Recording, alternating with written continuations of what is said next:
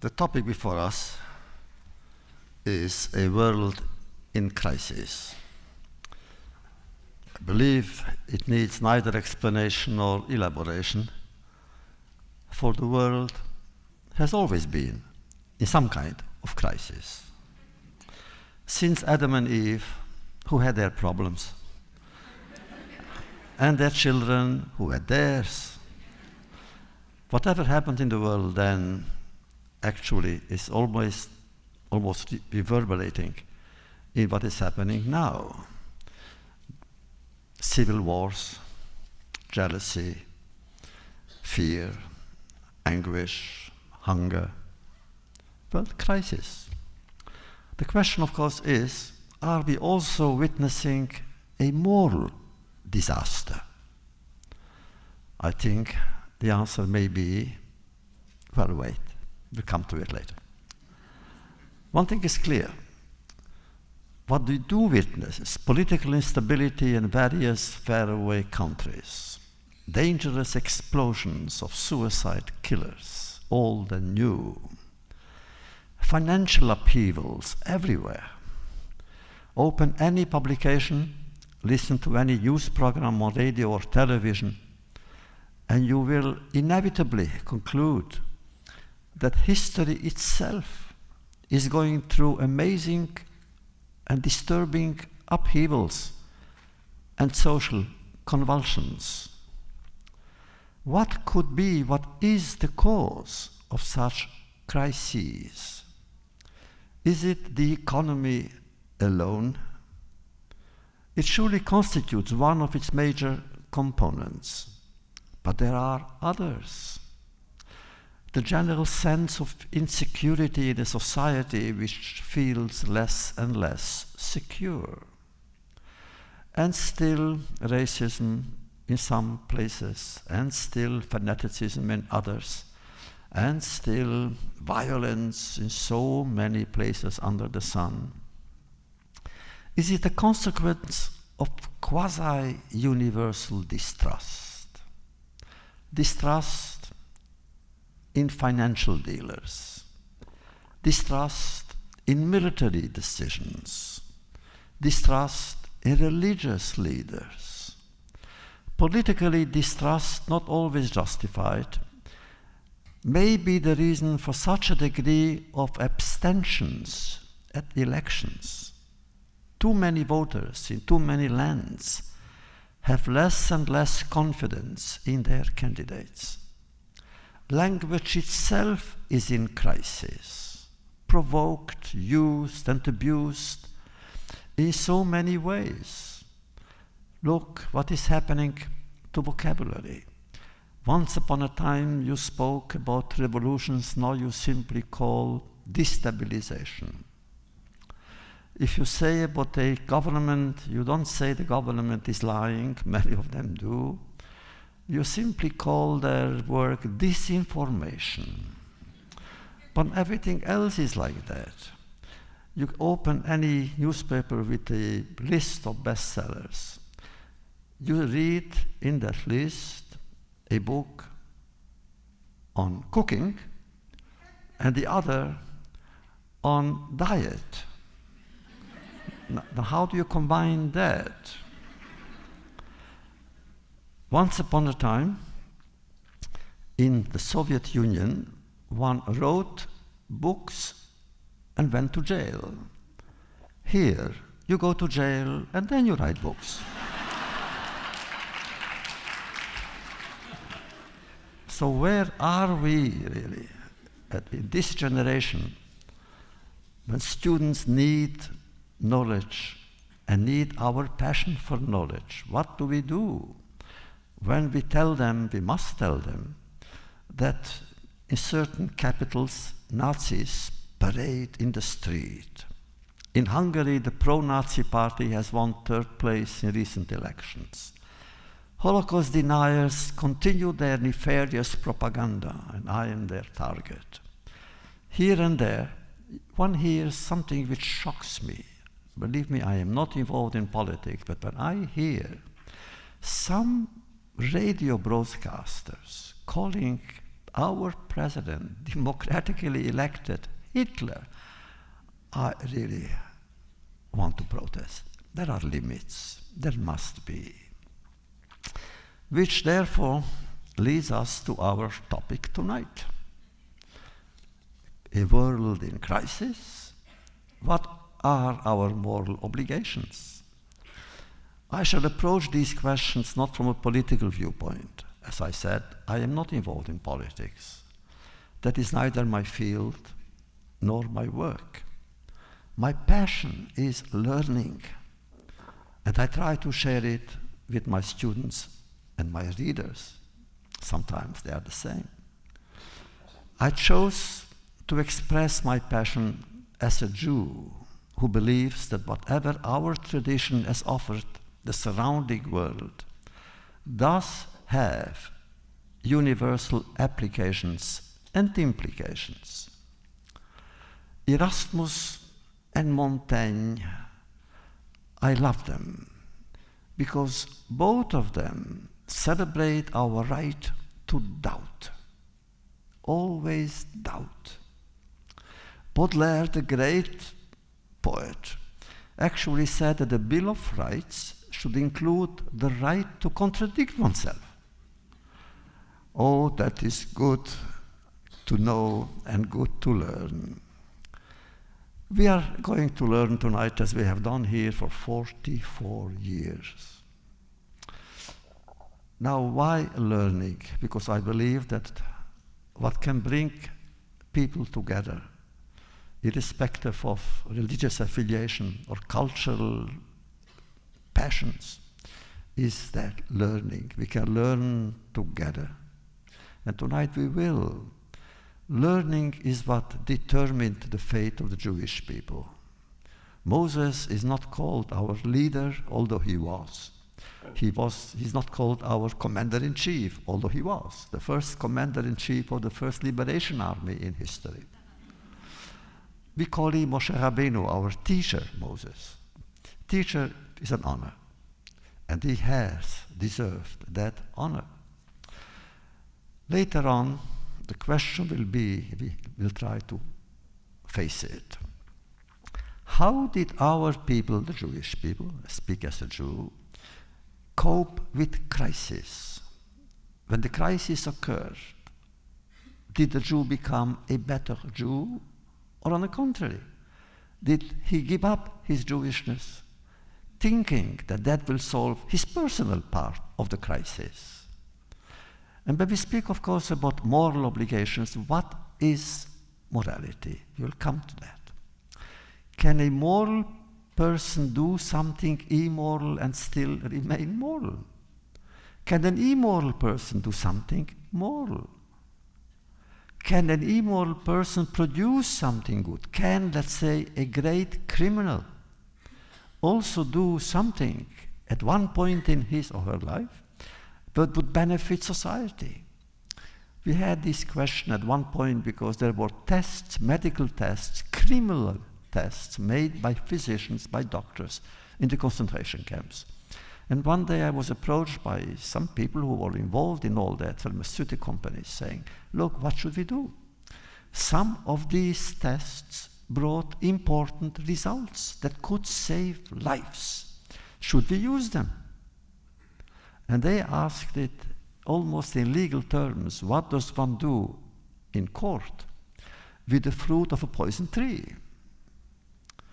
Well, these are the questions.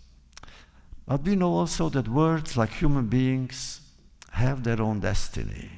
Some flourish, others die in a day or a year, thrown in the waste basket of history or placed in a secret drawer of memory, perhaps to be resurrected or enriched.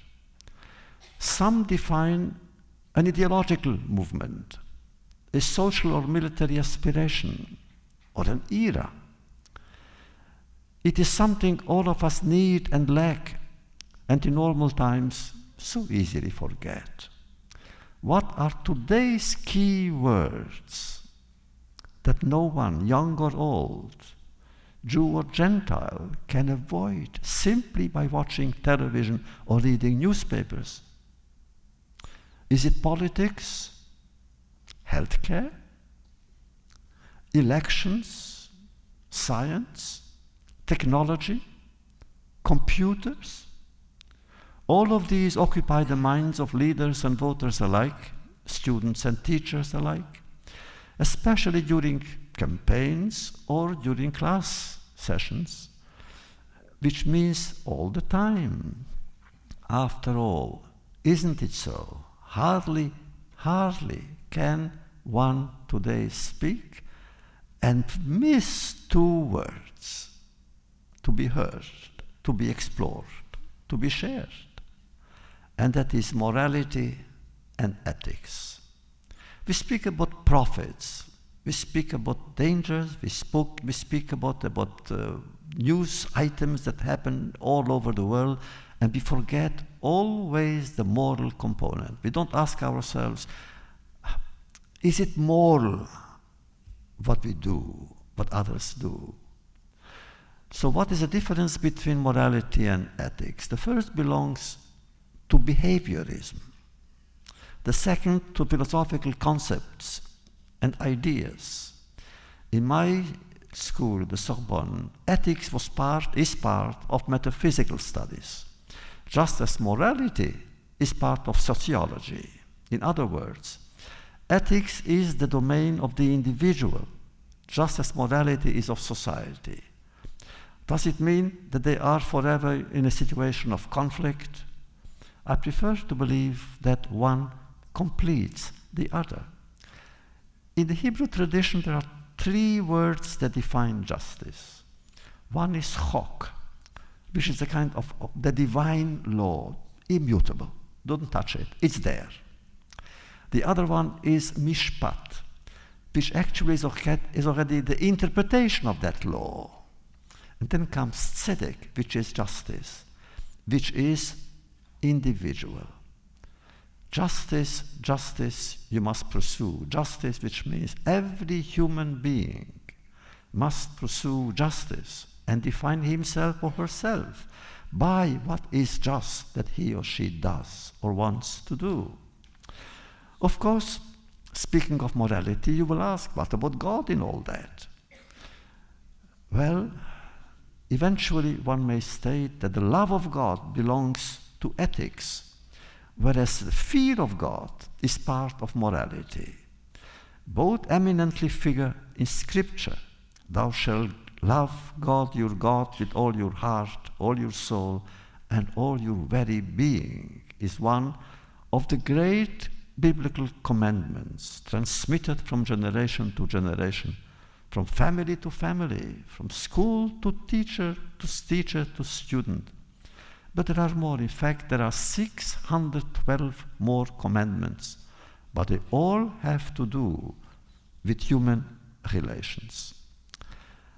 Ours is a generation obsessed with an infinite quest for total knowledge. Never has science made such progress in such a short time. We go into space and explore the astrophysical dimensions. We walk on the moon.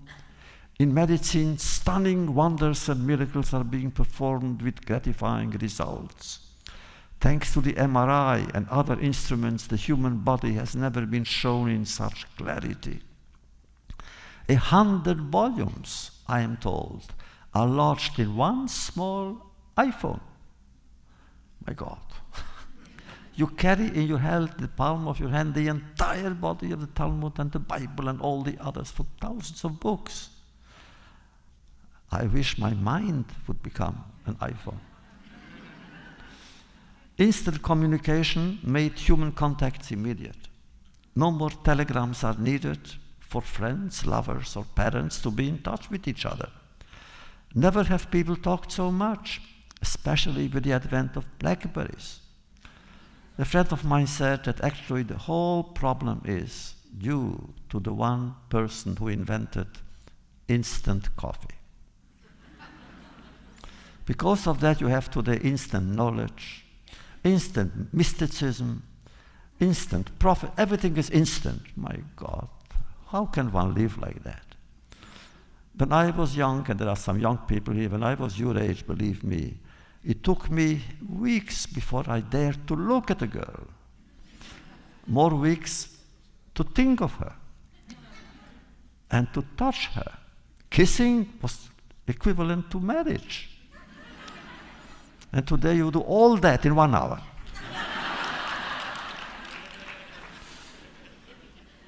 Well, this generation of ours that lived through the most luminous but also the darkest events in recorded history, this generation, which is mine, we are still here.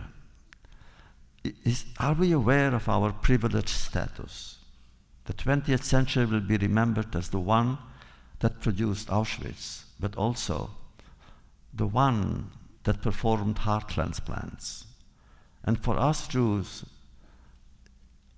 5 years separated the heroic insurrection of the Warsaw Ghetto from the declaration of the birth of the Jewish state. What does it mean for us to live, to be alive? What does it mean for us to witness new threats and perils hanging over the state of Israel, but also over the entire world? Haven't we learned that whatever happens to one group, one nation, one collective unit affects all of them? That those who are the enemies of one nation, one religion, one group are the enemies of all of us. Don't we know that? We'll talk about it, about the suicide murderers. I believe their threat is the most serious. This is a new fanatic phenomenon where the killers are not afraid of punishment because they want to die. They want to die in order to kill more. And just imagine as the President of the United States, Obama, said 2 days ago in Washington at the summit meeting on nuclear issues, is it really unimaginable to think that one day a terrorist will get hold of a very small miniature nuclear bomb? So, what do we say? We say that they must learn. And this is what we'll do tonight. And we shall continue as soon as those who are impatiently waiting outside to come and take their seats. To study is to give memory a voice.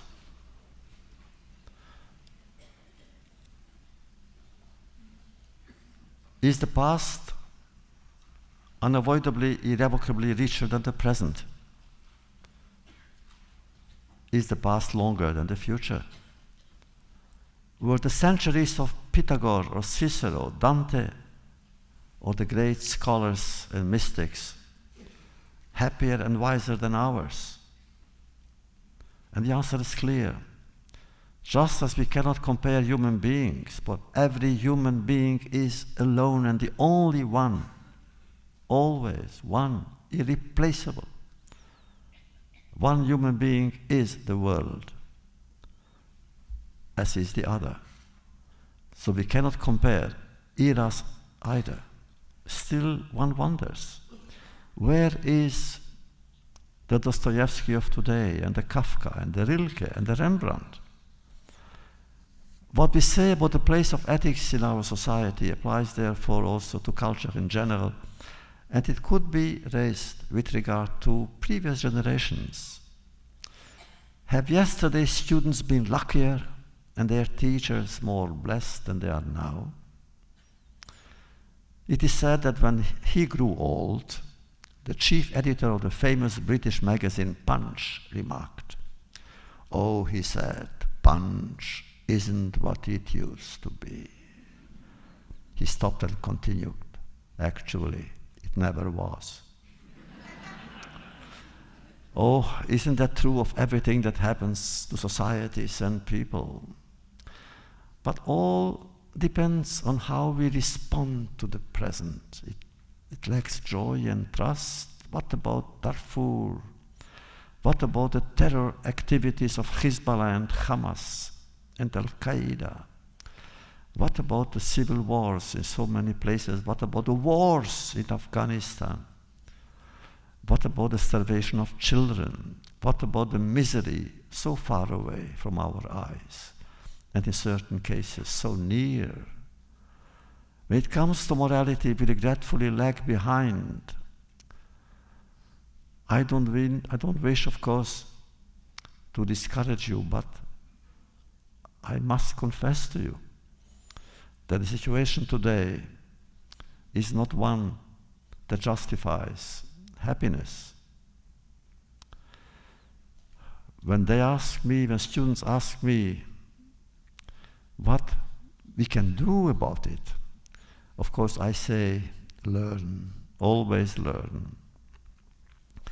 What we Jews have done with our catastrophes is we have turned their tale into a matter of learning. What were the catastrophes? Let's say the floods, the first, so to speak, Holocaust, because it destroyed everybody, except Noah, whom I don't like. Because he was so selfish and so passive. God told him, build an ark. He built an ark. God had to give him the measurements even. He wasn't, a builder. God said, bring the animals. Oh, he brought all the animals there by pair, everything. Then God said, leave the ark. He left the ark. When he left the ark, what did he do? First of all, of course, he brought a sacrifice to God, but then he got drunk. Really, to live through such an event and get drunk. But what brought about the floods? The Bible tells us society became corrupt, violent. Every person was an enemy to the other. And God said, it's enough. Well, God didn't like it. So he threw away the draft and wrote another one. Then we had the golden calf, which is a moral disaster. Moral. They had just left Egypt. God made so many miracles. And because Moses was in heaven receiving the law, and he was late a few hours, they built an ark. And who was the leader? His brother. Not really. What kind of people were they? They were punished. Then, if that wasn't enough, the destruction of the temple, the first, the second, and each time it was always because of people who became inhuman to one another. They lacked a social and ethical fiber. So, what is morality? Whose definition governs our conduct? On one essential level, morality implies limits to interest, to profit, to instinct, to aspirations, to projects, to the pursuit of what is the core of human endeavors, a sense of fulfillment and individual accomplishment. What are the limits? An important question, of course, is what are the limits to our freedom?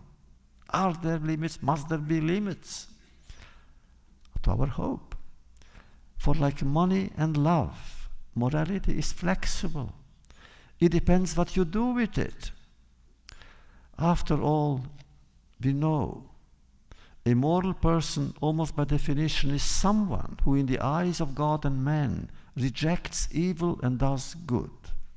But who decides, who has the authority and power to decide what is good and what is not? In ancient times, there were many gods. For the ancient people, there was a god of good and one god of evil. So therefore it's simple. What was bad comes from the god of evil. But we believe in one God. What does God say to someone who does what he or she shouldn't do? One could say that a moral person is moral because he or she is concerned with the other, and that is, I believe, the real definition. To be moral means to seek not what is good for myself, but what is good for someone else who happens to walk alongside me, or to be my neighbor, or to do something that I know that he enjoys, or help someone be less lonely, less desperate. It is incumbent on the moral person to recognize and respect the sovereignty of all human beings. Freedom, when it is not shared, is a priori doomed. I am not free because others are not. I am free only when others are. As long as there is one person who is not free, my freedom is curtailed. My freedom is conditioned by yours, by theirs. But that is true of so many other attributes of humanity. I believe that respect is what determines our society, or our society's goals. I almost said tolerance, because I fight intolerance, but I don't like the word tolerance. I think already in the 19th century, Voltaire was among those who disliked it too, because tolerance is condescending. Who am I to tolerate your views? I must respect your views. You have the same right to have your views as I have to have mine. And who knows, maybe yours are better, worthier. Of course, to be moral means to be concerned with one's community, one's family, one's people. Absolutely, it's normal that I should feel closer to those who are my brothers. But they should not be exclusive. Morality means to help those who need help, and therefore you are responsible for that help. Oh yes, you can say that morality has to do with good and evil, and theoretically they're constantly in conflict. The one negates the other, but it is not so. It goes beyond it, because it has to do with the law, first of all. The law, civilization is ruled by law. But what do you do when the law is unlawful? Look, remember, in our country, our blessed country, and I, as the refugee who came to America, we always, Marion and I speak about it, we came here from Europe, and we appreciate the American blessings more than American-born people, because we have seen the difference. And I tell you, when I came to America, and when I saw racism at work in the South, worse, it was the law of the land was racist, was unlawful, was immoral, to punish a community because of the color of the skin. And I have said it, I must repeat it. Then, for the first time in my life, I felt shame. I never felt shame as a Jew, but then I felt shame for being white. And then we went to South Africa because of apartheid to see what was happening. And there again, I felt shame. But progress was made. It took the life of the president, of his brother, Martin Luther King, for the law to change. Thank God. And therefore, I want you to know, the day when we were in Washington, my wife and I, to the inauguration, for the first black president, we felt so proud of America to having done that. But the same thing we know, the law can be unlawful. Nazism obeyed its own laws. It was the law of the land to humiliate Jews in the street, to imprison them, to deprive them of their right to joy, to live, and even to die, because they decided how that person should die. It was the law. Take communism. The communist law was the same. 20 million Russians were killed during the Second World War. But before that already, a few millions died in the Gulag. By law. What is needed?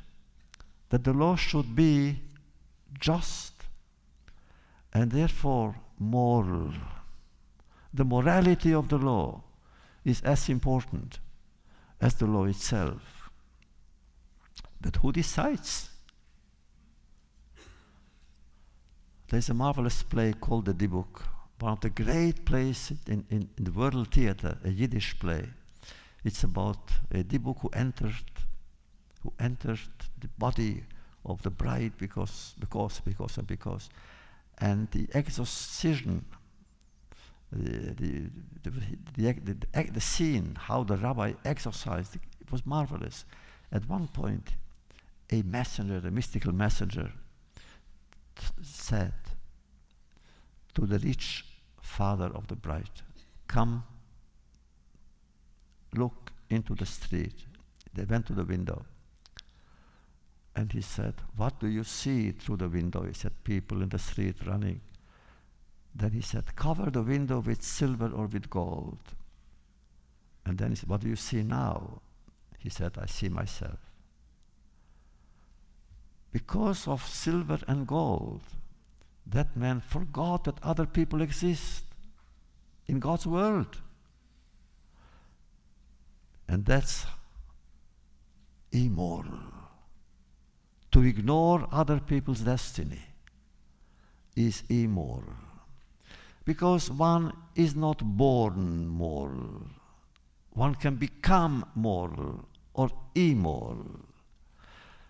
When we think, of course, of what people can do to one another, we know that they can do unimaginable, frightful, terrorizing things.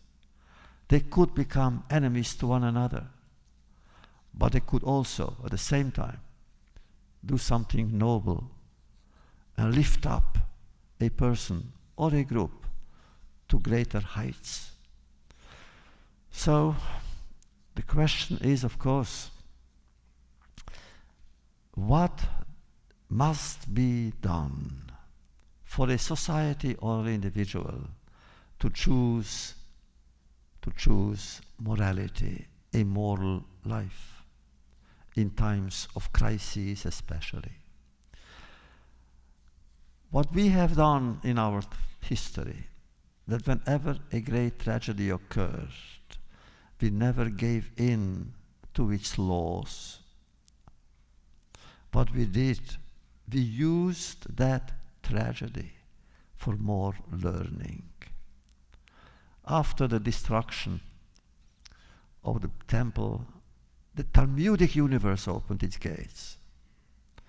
During pogroms or after pogroms, the Hasidic movement began. There was always a door open.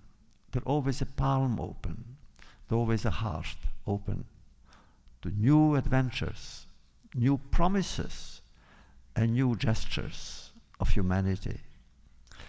In Hebrew, the word morality is musar. It comes from the word limsor, to communicate, to hand over, which means morality is never a solitary act. A saint who is alone cannot be moral, because he is concerned only with himself and with God, but not with the others, not with God's other creatures. Albert Camus, in one of his novels, asked the question, can there be a saint without God? And I said, can there be a saint without other people? And the answer is no. It is only what one does for someone else that his or her morality is ascertained. I wrote once a novel called A Town Beyond the Wall. I recommended it to a few students who were here before. It was one of my early novels. in the end of that novel, I describe my protagonist, my main protagonist, Michael, in jail, in a cell, and the communist tormentors put him in a cell together with a young madman, knowing if nothing happens, the madness of the young person will contaminate the mind of my hero. And therefore, Michael found the only way out. He began curing the mad boy in order to save his own sanity. Alone, he would have lost his mind.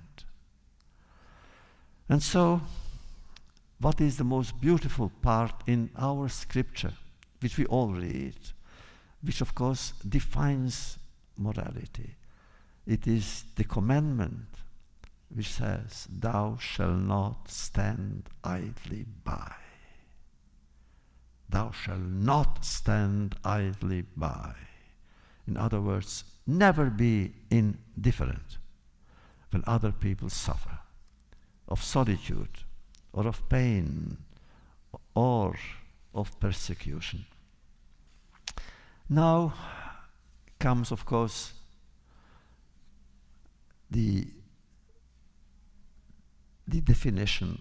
Who is the other? If I am responsible for the other person's life, who is that other? You could say the other is a stranger, but not so, because the stranger has three categories. The other has none. The other is the other is the other. In the Bible, we have three notions of the stranger. One is the ger. The other one is the nochri. The third one is a zar. The ger is actually a convert, and we celebrate that convert. A person who converts to the Jewish faith, never under duress. The Jewish religion has never, except with one small exception, short exception, never proselytized. On the contrary, we make it very difficult for people to convert. We say, come, stay where you are. You are as important, as good, as holy as a Christian or a Buddhist as we are as Jews. You don't have to be Jewish to be happy or unhappy. But once that person converts, everything is given to that person. We are even giving a past. He has our past. He inherited my past. And on Passover, we say, Abadim Hayinu, we were slaves in Egypt. He says the same thing, that he said, my parents were slaves in Egypt. He has all the prerogatives and more than the Levites. Then comes Nochri, who is simply a stranger, who is a nice stranger, who lives in our midst and never does anything bad to us, never plans anything hostile. He is perfect. And we give him lots of human rights, you would say today. And then comes the third one, who is called Zar. And Zar, for reasons that you will understand, the punishment almost, the situation of the Zar is terrible. Zar has no right to do this. He has no right to observe the Passover. Zar cannot come close to the sanctuary. Terrible. What we do to the Zar. The interesting part is, the ger is a foreigner. So is the nochri, the second. The Zar is a Jew. Which means when a Jew becomes the stranger to his people, then the people, I think, behave almost cruelly to that person, because he estranged himself from the community to join who knows what other force. But on the other hand, the other is the other. The Jew has its own obligations, naturally. The obligation of charity, for instance. You know, we Jews have so many prayers, so many blessings. You cannot even count them. There are so many. A blessing for the rain, a blessing for the rainbow, a blessing for bread, a blessing for fruit, a blessing for wine, a blessing for water. Before doing that, you must recite the benediction. There's only one commandment which has no blessing for. It's tzedakah, just charity. If you want to give charity to the poor, there is no blessing for it. Because first of all, maybe when you will while you will recite your benediction, you will be in such ecstasy that that poor guy will die of hunger. So don't give me any blessings. Give him the money that he needs. Help him. So it is very special. The second is against humiliation. You have no idea how we treat humiliation in the Jewish religion. It is a sin equivalent to murder. To humiliate another human being for whatever he or she is like committing murder. Because you humiliate the image of God in that person. You humiliate what is noble, what could be noble, in that person's life. A moving illustration of that is in the Talmud. It's a great example. There is always a discussion there between the disciples of Shammai, the great sage who was known for his rigor, and the disciples of Hillel, who was more moderate, kinder, about a very simple question.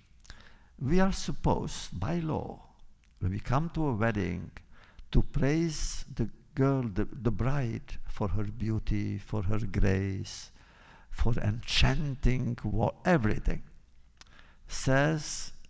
Is the question, and what if God forbid she isn't?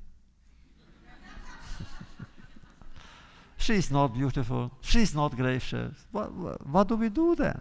How? Should we lie? Shammai, the disciples say, yes. Tell the truth. Truth comes before everything else. Hillel said, come on, really. Truth is an abstraction. Here we deal with a poor girl. It's the happiest day in her life. Am I going to destroy that happiness? Lie, come on. Don't humiliate her. It's always like that. At the same time, we are told marvelously well that the disciples of Shammai and Hillel were so respectful towards one another, in spite of the fact that except for 18 cases, they always disagreed on anything. But they intermarried. They married their daughters and their sons, and they ate at each other's table. Respect for the other. Who is the other? A stranger? More than that. An enemy. Why does he or she inspire suspicion and fear? Do they implacably become a source of frustration, uncertainty and danger instead of creative curiosity and solidarity? At what point does the other cease to be a stranger? God is God, and God is always present, and God is not the other. Who is the other? Satan. But these are not necessarily and solely socio-economic and psychosocial questions. These questions also belong to the domain of ethical conduct, for they oblige me to explore all the possibilities available to me when facing the other. They also include the option of reconciliation and cooperation. Jews in 2,000 years of exile suffered in a variety of ways for a multitude of pretexts. Embodying all the imaginable paradoxes, they were hated for being too rich or too poor, too learned or too ignorant, too particular and too universal. Generally, we were persecuted not simply because we insisted on remaining separate and different, but also, or mainly because, often for religious reasons, the Jew was forever considered to be the other. And these endeavors of persecution culminated in anti-Semitism, which itself culminated in the Holocaust. It's clear. Anti-Semitism is not the only element that produced the Holocaust. But without it, there would have been no Holocaust. It seemed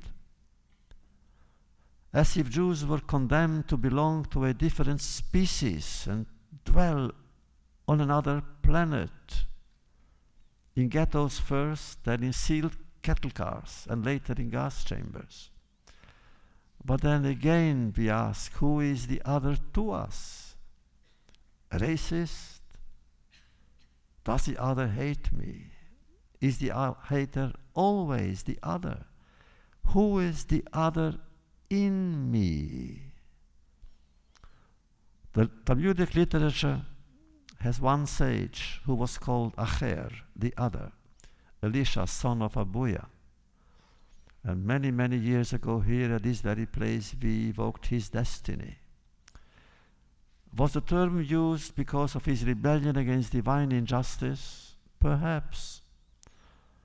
But at that time I said, if that was the reason, I would have said that he was a victim of injustice, because I liked his rebellion. But I prefer to think that he had to do with his joining the Roman camp against his former colleagues. He became an informer and responsible of the death of many other Talmudic sages. And that's why he was the other. The great Rabbi Israel Baal Shem Tov, the master of the good name, was actually right perhaps when he declared that the other is our mirror. And that's why he frightens us. And he said, when I look into that mirror, it is myself that I see. And if I see evil in the other, actually it is mine that I may discover. Well, is it true? I am not so sure. To me, in a moral society, the other is not my enemy, but my potential ally and companion. My humanity, therefore, is given the privilege of helping his. I can learn from the other because the other is not like me.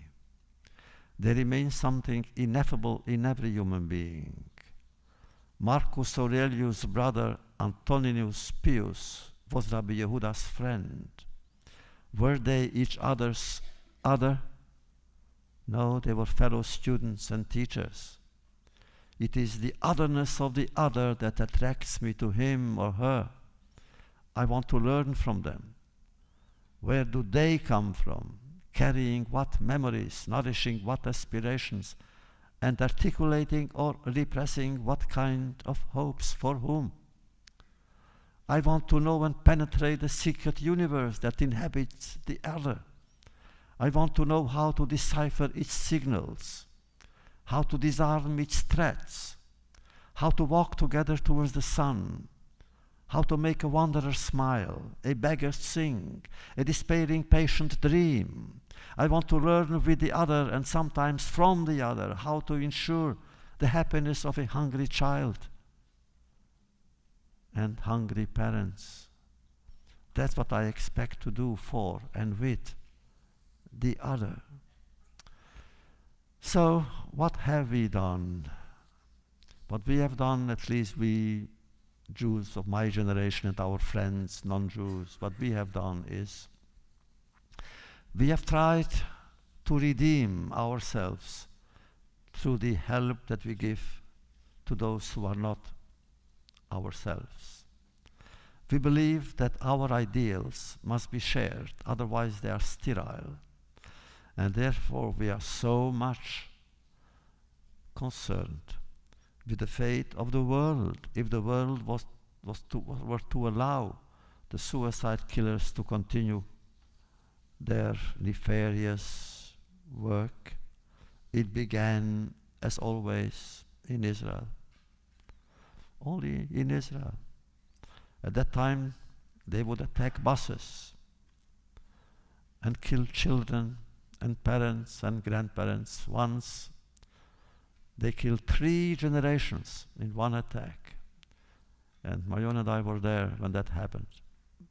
3 generations. Then it moved to London, to Madrid, to Casablanca, to Thailand, and lately to Moscow. And recently we realized that some of these suicide killers are young girls. My God, how can we stop them? We must stop them, not only for the sake of Israel itself, but for the sake of the whole world. Now, what about Israel? What about morality? The morality of Israel. What should our collective or individual attitude be towards Israel in the name of what we believe to be Jewish moral values? Question. With all that has been going on her borders, specifically around Gaza lately, is Israel still a moral state? We must ask this question. Is Israel's concept of morality ours? And to reach a possible, if not plausible, evaluation of the situation there, let us phrase the question differently. Are Israel's goals moral, ethical, generous? And I believe the answer is yes. The goals are, even though sometimes under objective conditions, the methods used do inflict frustration and suffering on Palestinians, and they hurt. What could Israel do when 30,000 rockets fell on Ashkelon and the north in so many places, obliging children leaving the classrooms in less than 2 minutes to go and hide in shelters? Is everything in Israel's national conduct absolutely ethical? There is no absolute. It cannot be. Nor can any other democracy, great or small, be absolutely moral. Are we moral, we Americans, what we do now in Afghanistan? How many civilians are being killed? It's reported in the media. Do we hear protests? Condemnations? Few experts would dare to contest Israel's adherence to the rule of law. Her judiciary is above reproach whenever somebody kills, and it's not part of a military operation where it's an accident. Immediately, a commission of inquiry is established, totally sovereign, and often directed against the government. Still, what makes Israel different is that her goals have a name. It is survival in history. Israel is the only state on the planet Earth whose very existence is constantly threatened. Israel cannot afford losing a war. It would be the last war. It would mean the end not of an episode, but of a dream. That has been the reality since 1948, and it still is. Let's not forget.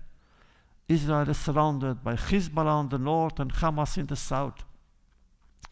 The charter of both includes the destruction of the Jewish state. It hasn't changed. It hasn't been removed. The 8th paragraph of the charter of Hamas is a quotation from the Quran, but it doesn't speak about Israel. It simply says, go and kill to the last Jew. The last Jew must be killed. That is the charter of Hamas. Israel's objectives since 1948 have never been to oppress Palestinians. Any student of contemporary Middle East history will admit that whenever any government in Jerusalem chose a military option, the army commanders were going out of their way to avoid civilian casualties and surely avoid killing of children. In an open letter to a young Palestinian written and published in the late 70s, I wrote, "The Jew I am, with the past which is mine, I do feel what the refugee in you feels. I even understand your struggle for a Palestinian state, although there was never a Palestinian state in history. But I feel it, and I accept it. I remember what young Jews in Palestine felt before 1948. They too chose armed resistance. But none of the 3 undergrounds targeted civilians, let alone children. Remember, their heirs would never become suicide killers, nor would they hide behind children used as living shields in battle. Hence, I do not allow myself to be a judge over Israel. I owe Israel too much to become its prosecutor and even critic. Does it mean Israel should be above criticism? I didn't say that. I say that I cannot be a judge of Israel. For I have seen and endured enough what was the result of Jewish weakness. I must therefore support Jewish strength. Nevertheless, I cannot and will not deny anyone the right to criticize any move by Israel, provided it is moderate, pained, and measured, and well-founded. Those who exaggerate come from the extreme right and left. Occasionally, anti-Zionism and anti-Semitism become amazing bedfellows, and occasionally they are the others. Tomorrow in the Wall Street Journal and the Washington Post and the New York Herald Tribune, and Sunday in the New York Times, the following full-page ad will be published. I quote, "It was inevitable. Jerusalem once again is at the center of political debates and international storms. New and old tensions surface at a disturbing pace. 17 times destroyed and 17 times rebuilt, it is still in the middle of diplomatic confrontations that could lead to armed conflict. Neither Athens nor Rome has around that many passions. For me, the Jew that I am, Jerusalem is above politics. It is mentioned more than 600 times in Scripture and not a single time in the Quran. Its presence in Jewish history is overwhelming. There is no more moving prayer in Jewish history than the one expressing our yearning to return to Jerusalem. To many theologians, it is Jewish history. To many poets, a source of inspiration. It belongs to the Jewish people and is much more than a city. It is what binds one Jew to another in a way that remains hard to explain. When a Jew visits Jerusalem for the first time, it is not the first time. It is a homecoming. The first song I heard was my mother's lullaby about and for Jerusalem. Its sadness and its joy are part of our collective memory. Since King David took Jerusalem as his capital, Jews have dwelled inside its walls with only 2 interruptions. When Roman invaders forbade them access to the city, and again when under Jordanian occupation, Jews, regardless of nationality, were refused entry into the old Jewish quarter to meditate and pray at the wall, the last vestige of Solomon's temple. It is important to remember, had Jordan not joined Egypt and Syria in the war against Israel, the old city, in 1967, Jerusalem would still be Arab. Clearly, while Jews were ready to die for Jerusalem, they would not kill for Jerusalem. Today, for the first time in history, Jews, Christians, and Muslims all may freely worship at their shrines. And contrary to certain media reports, Jews, Christians, and Muslims are allowed to build their homes anywhere in the city. The anguish over Jerusalem is not about real estate, but about memory. What is the solution? Pressure will not produce a solution. Is there a solution? There must be, there will be. But why tackle the most complex and sensitive problem prematurely? Why not first take steps which will allow the Israeli and Palestinian communities to find ways to live together in an atmosphere of security? Why not leave the most difficult, the most sensitive issue for such a time? Jerusalem must remain the world's Jewish spiritual capital, not a symbol of anguish and bitterness, but a symbol of trust and hope. As the Hasidic master Rabbi Nachman of Bratslav said, everything in the world has a heart. The heart itself has its own heart. And Jerusalem is the heart of our heart, the soul of our soul. Well, we come to the conclusion. Moral education is proper. Moral education is a necessity. Moral education is surely the major part of the answer. Sometimes it seems urgent, but now, at the beginning of the 21st century, already filled with theological upheavals and plagued by existential perils, we know that only moral education can help society. Naturally, education and literature are kept alive and vibrant by language. To the German philosopher Leibniz, it's a people's immortal monument.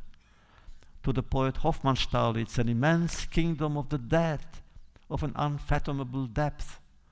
That is why we draw from language the highest level of life, and if we may add, the deepest level of meaning.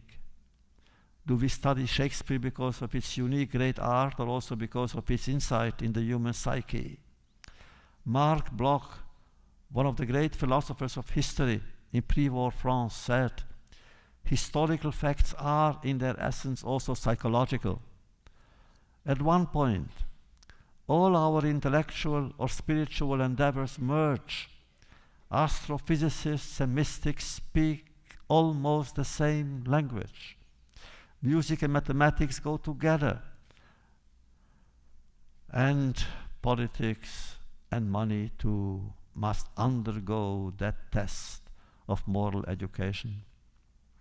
Learning about Galileo's death by the Inquisition, Descartes, the great philosopher, was so worried that he kept an important manuscript on philosophy unpublished.